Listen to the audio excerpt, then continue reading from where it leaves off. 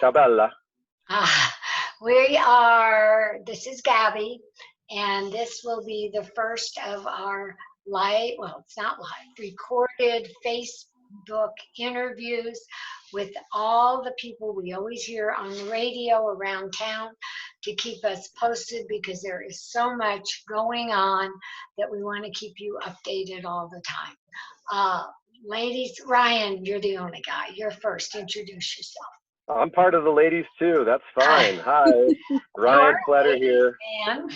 I have a household of ladies. The dog, the cat, my girls. It's my world. I'm right. I fit right in.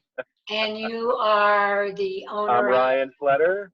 I am the head busboy over at Barolo Grill and food shucker over at Chow, Morso, Ultreia, downtown Denver. Beth. Awesome. Hi, everybody. Beth Gruitch with Crafted Concepts. We have Rioja, Bistro Vendome, Stoic and Genuine, and Ultreia. Welcome. And soon to be Art Museum. Oh, when is that? They're not opening the art museum for a while, are they? It's going to be a while. It'll be a while. Nothing's opening. So and, yeah. Even all on hold. Except for Texas and Wisconsin. Yeah. And Castle Rock and Georgia. And Joey says in Georgia. Yeah. Yeah. No, go. Hi, Dana Rodriguez from Working Class Super Mega Bien and Cantina Loca. Well, but that's not open yet either. It's already cooking, so it's really? There. I mean, it's on the oven. I didn't know. Is that like you're pregnant? Yeah, kinda. Yep. Yes. And I'm doing the blessing with tequila all over in the building, so hopefully. I love it. Okay, everybody can talk at once or whatever, but I think the timely thing that we should be talking about right now is the fact that all these announcements have come up that they're going to reopen restaurants. They are going to be doing some street service, some not. And let's just talk about all of that and what you're going to do. So who wants to be first? Loca. Well, let me also ask Pat, when you say they're going to open restaurants, are you talking any announcement that was made today or yesterday, or are you still referring to Governor Polis's comment about the potential of Memorial Day weekend? Yes, I am. Yeah. Gotcha. In answer to to your if I missed a current update. No. As a matter of fact, I heard him sometime this morning. I heard what you heard. I heard that there is lots of talk about streets being allowed, like you have said, to do service so people would have a better chance. And then I saw a list of streets that would be available. None refer to you. Yeah, and that's true. They said Cherry Creek North, 2nd and Fillmore. I think they said upper downtown, not lower downtown. They said, Larimer Square. I think they crossed into the Rhino district. So they had maybe 5 or 6 locations throughout the city. I hope they think of other locations because I think all bets are off about this all being easy to do anyhow for any of us. So I'm kind of curious where this finalizes, but these are just prospected ideas. They haven't been formalized. So still waiting to get a little bit more indication of what the governor or I should say the mayor in this case, it's Denver's jurisdiction, what they're doing. And the mayor has been a bit quiet. The Denver partnership groups have been advocating, but we really haven't heard responses. And that's kind of the next thing is what is our city officials actually the potential and what other streets or boulevards or areas are in consideration. But that was posted maybe, even just a few hours ago. But it's still no comment from our actual city officials. Okay, Loca? Yes, so we have a meeting with the governor's office on Tuesdays now.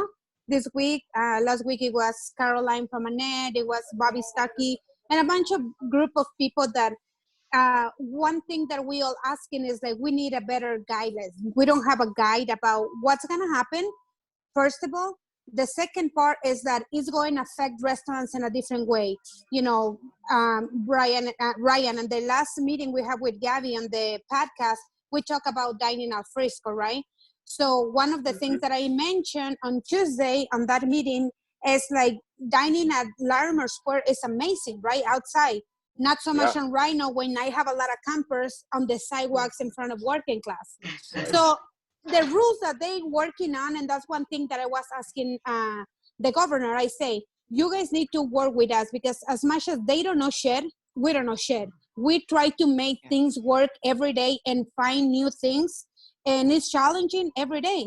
But the rules that they're working on it to make, it may work for some restaurants, but not for everyone. So the thing is, like, they need to give us a better information, and we will figure it out. We always figure it out the way that it works for our businesses, but so far we don't have anything.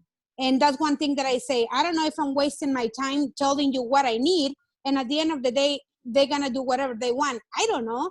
Maybe they just do that to make us feel good or not, or they actually care and they don't know how to do it right. Who knows? But the thing is, like, everything is gonna be different for each restaurant based on the concept, on the size, and the neighborhood that you are in. And you know, if you're in Denver or in Aurora or somewhere else, everything's different for everyone. That's the thing. Beth? You know, it's just changing, you know, every hour. And it feels like, I know our industry, and we are fighters, and we're resilient, and we will do everything we possibly can to make it happen yesterday.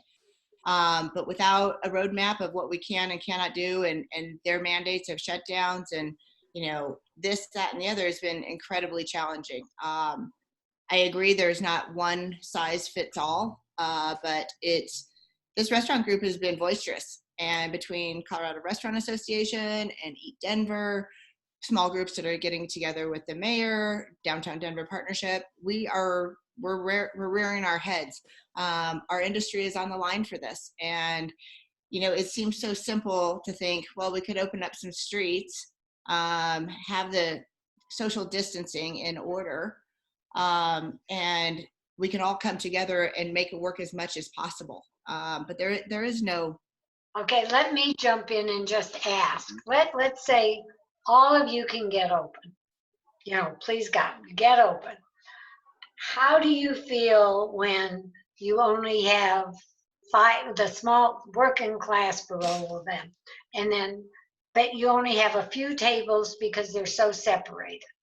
You have to have masks on. You're going to open wine, serve people with masks on. Are you going to take people's temperature as they come in? I mean, what are you going to do with the people? How are you going to get them in and out? And then you clean up, and the restaurant smells of alcohol and sanitizer. I mean, I don't think they know half of what's going, or care about half. I don't think they've thought it through. You know, this is an exact example of minimum wage and how it affects our industry. I mean, the restaurant industry is a very clean industry. We sanitize and we do all of that stuff now. Now we're on medical grade, you know, sanitizers to walk through the restaurant to make sure that we're serving everybody safe. It's, you know, I saw this, it's crazy to think this. I saw this mandate that we would be able to serve a certain amount of people on weekends versus during the week. That's ludicrous. Why? It's the same amount of people. You gotta have, I mean, either you can serve 50 people or you can serve 50 people. Just because it's a weekend, you cannot start to serve 70 at once. Like, it's just crazy the things they're talking about. And I haven't seen that. That's crazy to me. That's horrible, because right now we are living like Saturday and Monday and Tuesday are the same. Saturday is no different than Wednesday. So I feel right now it's an algorithm of how many bodies at what time. It's like hour by hour. It doesn't really matter what day of the week. So anybody who's suggesting that, I think, is absolutely going to have me coming out of my skin too. I didn't hear that one. It's crazy. And, you know, we're used to dealing with 150, 200 people or 100% kind of capacities, and that's not necessarily where any of us are going, and we're not going to be able to. But for us to be able to do 50% is kind of I shouldn't say easy, that's a horrible word right now, but that's not the challenge, but there are lots of layers in between.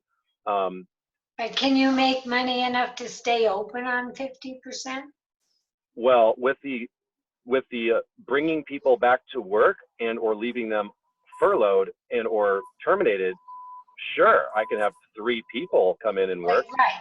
Now, my landlord has to make adjustments, which we're talking about, and other things. So, you know, it's not impossible to deconstruct the way, but it's a brand new business model now, brand new business plan to do that. But to restore the health, which is part of why this PPP thing and some of these other parts are difficult, because you're being asked to restore the health as if it was not COVID, pre-COVID, but then how can you maintain that under 50%?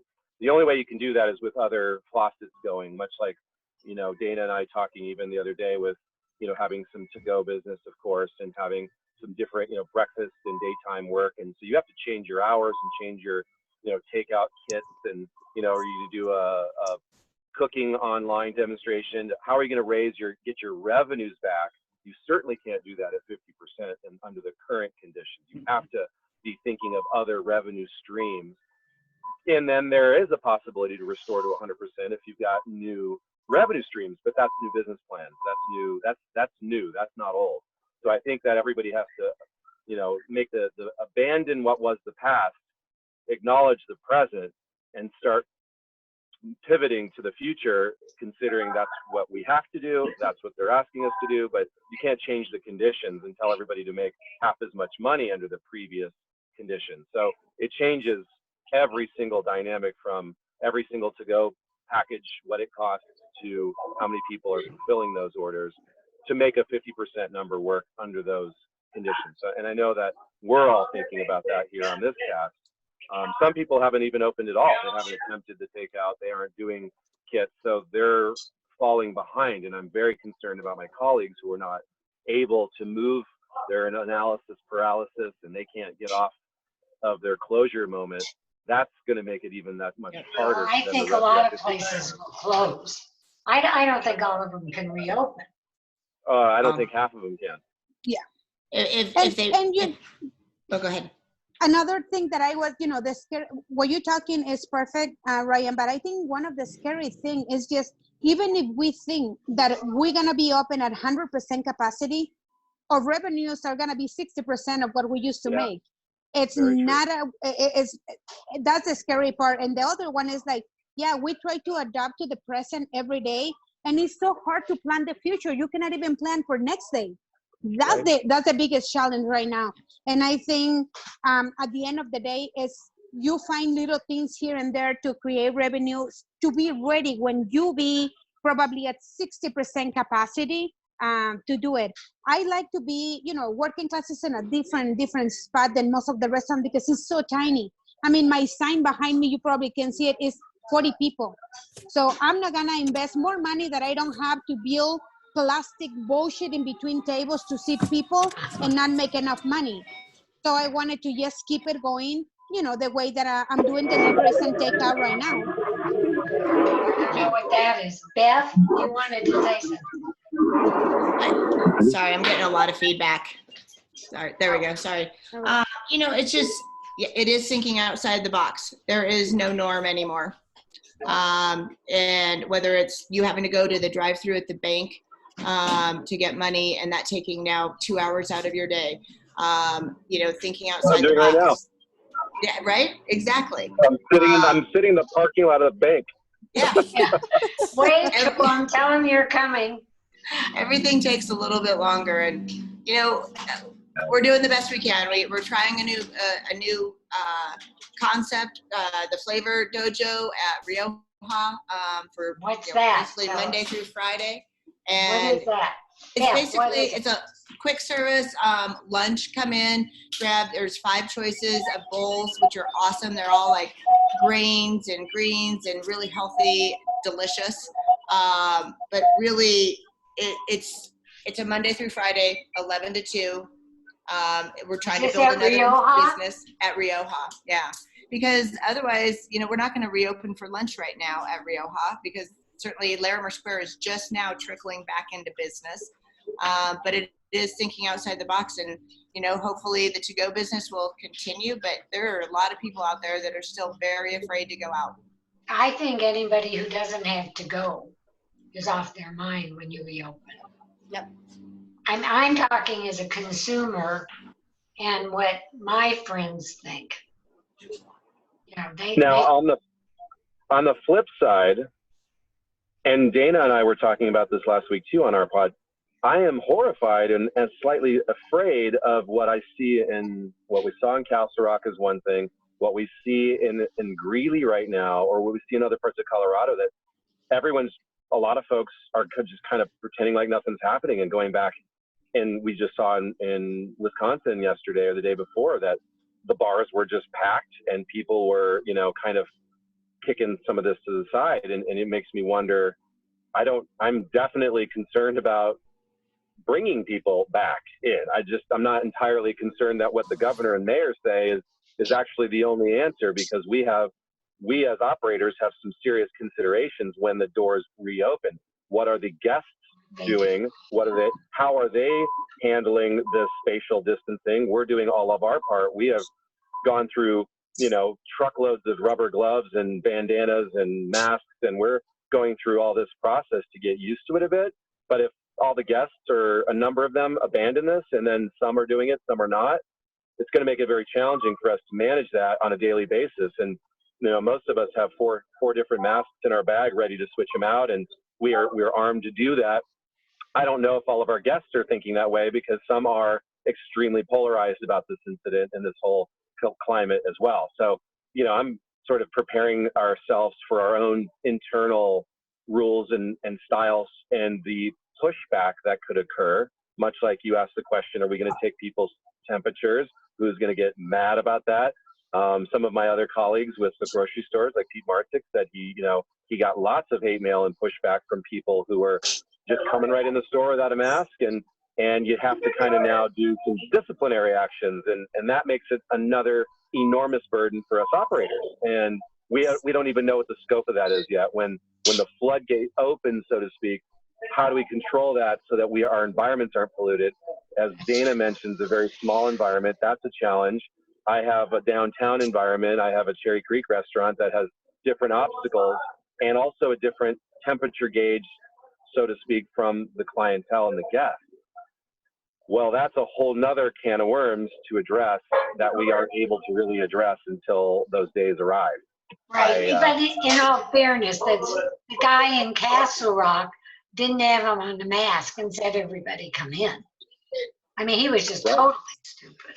Well, and I think the reality is that we know that 50% of the population are still going to be afraid. The other 50%, you're right, absolutely. The other 50%, they're going to go fucking nuts. And the problem is that, as Ryan said, you know, we've been trying so hard to make this work. And, you know, one thing that Tony, Tab, and we agree is like, I don't care if I'm behind 2 more months. If everybody wants to open, go ahead. I'm not ready to do that. And that's my biggest concern with the governor. You know, I say, you have to trust us a little bit that we wanted to run this in the perfect way, because I want the choice of if I want to stay on just delivery and takeout until I see other restaurants and see how they go, then I can continue doing my thing. You know, it's not just a rule that it has to happen in a certain time. Even if they say tomorrow you're ready to open, I'm like, well, it's not gonna happen. I don't want to do that. It's too much of a risk. So it's just, you gotta trust us. We've been doing this for fucking years. So you need to give us a little bit the opportunity to make a good things in our way that is gonna work. We're here to keep ourselves healthy, our employees and our customers. It's not what is on the book. We know we're normal humans that we can make good decisions. We're gonna deal with people like the one that they were in Centennial Coffee Shop, right? What I'm gonna do when they gonna try to come to working class and call their friends? Oh, I got a table here, come over. That's another thing that I need to deal with. Or on the patio, if I get in my parking lot with people and homeless coming and ask for food and money, or they start grabbing the tables to be together, like, it's so challenging. So I think the key of this is to have a better information and let us to make the decisions in our own properties. So you talk a lot about a timeline. I just want to gauge your opinion of you guys being in the restaurant industry. When do you think we will, if at all, get back to a new normal, and what's that process going to look like? I know that we've already kind of seen how some restaurants are integrating, some less safe than others, but when do you see maybe your restaurants getting back to where they were in January and February? Probably next fall. Well, you know, I and all agree. the indoors, all the outdoor seating, all the picnics, all the takeaway of people being outside comes indoors. And the fear of another outbreak is deafening to our business. And to see what happens, we won't have the options to have our patios and have people out there and have that luxury to be at the door serving them. It's pretty scary. I'm not gonna lie, it's really scary. I think it's horribly scary. Ryan, I think the thinking that it will go back to the January prior is to me a delusion, and so I'm not even putting. I don't think we will ever. As I was telling the staff, we closed for Italy in July. We go to Italy usually, we have 200 people, in the restaurant. Sort of the last night, Saturday, shoulder to shoulder at the bar. Those days are gone for now. I don't know when they'll be restored, but that will absolutely not occur anytime soon.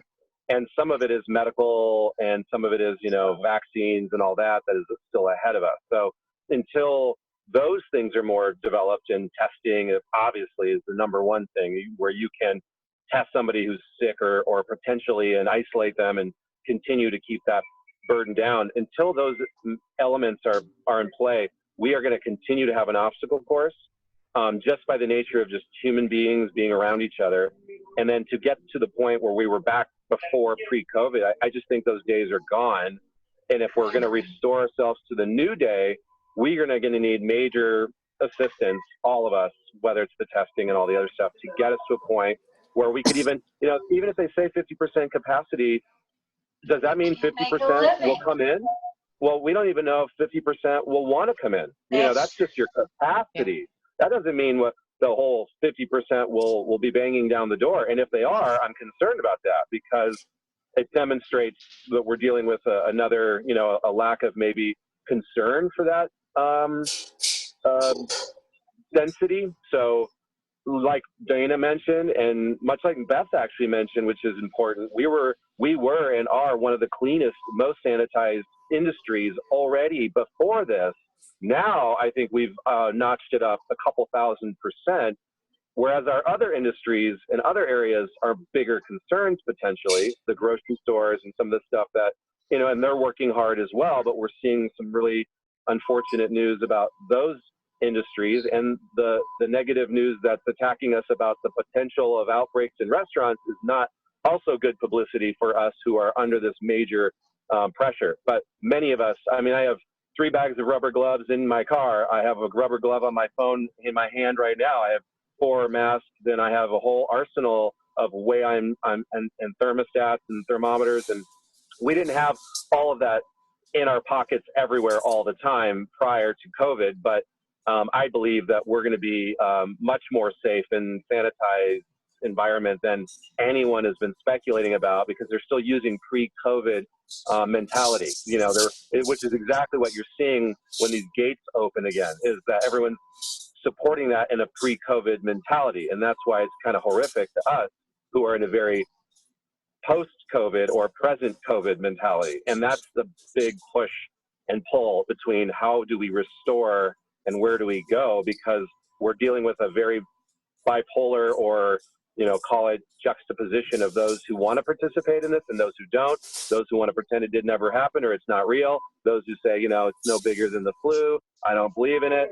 We as operators have way more obstacles, because we're the ones cleaning the bathrooms and the sinks and the silverware and dealing with the menus, and everybody else might come and go for a half hour or an hour. Well, we're there for 18 hours and day after day after day. So we're already, I think, a little bit ahead of the curve on our cleanliness practices and what is best. Now it's matching it to the crowds of human beings out there. and their regards for it. Well, I don't know how to do that. I have a million more questions, but we don't have a million more hours right now. I think, Dana, you should take this to the governor when it comes up and let him listen to 3 opinions. But each of you give us a closing statement, please, and your restaurants where they are, and if you're doing carry out, blah, blah, blah. Go, Dana. Oh, Ryan, go. Go ahead, Ryan. Okay, I'm Ryan Fletter. I have 2 restaurants, Barolo Grill, which is on 6th Avenue, North Cherry Creek, and we are doing takeout currently. We're doing it the 5 nights a week with a Sunday carry-out package as well, so we're 6 nights officially. And downtown at Chow, Morso, Stoic on 15th and Wine Coop, we are also doing takeout and carry-out, and that's Tuesday through Saturday as well. Everybody going to the websites will help clarify hours and dates and times and menus, and everything can be ordered online and done without any kind of contact for both places, and they're both toggled together. The big question I think that came up too is they are putting these things in our hands, our president, our governors, our mayors, and at this point it's not in our hands yet, but when it does, we are all thinking about how creative and how controlled and forward we can be already. But we know that's what's going to happen, is we are going to have to be the ones to decide, even if the rules are put out there, much like my colleague saying, those aren't exactly slam dunk rules for us anyhow. Beth?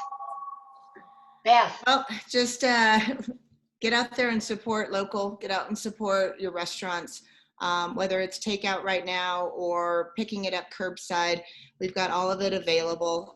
Rioja is open 7 nights a week. We just launched the Flavor Dojo, which is a great little fun salad concept, which is delicious.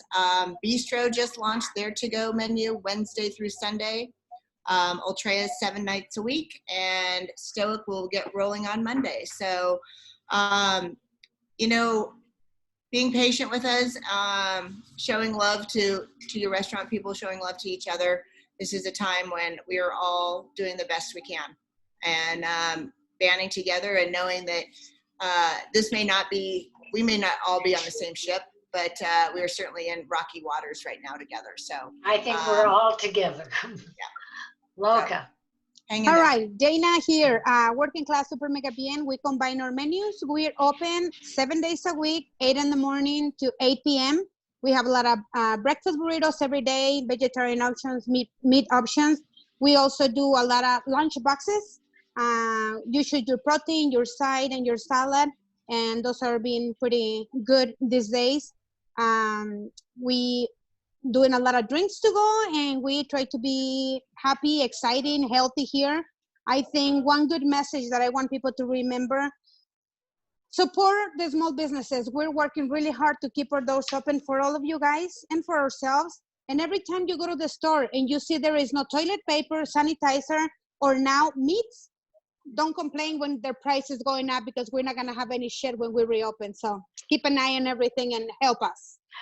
I love you all. The 3 of you are, I adore you. This will be aired on Facebook tomorrow. It will stay there. This is round 1 of many. I'd love to have you. Just call me when you want to talk again.